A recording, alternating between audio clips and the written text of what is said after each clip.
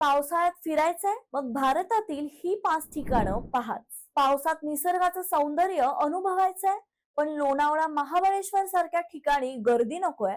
मग ही 5 ठिकाणं तुमच्या यादीत नक्की असायला हवी. पहिलं ठिकाण महाराष्ट्रातील ताम्हिणी घाट. इथे पावसाळ्यात असंख्य धबधबे, हिरवेगार डोंगर आणि धुक्यांची चादर पाहायला मिळते. दुसरं मध्य प्रदेशातील पचमढी.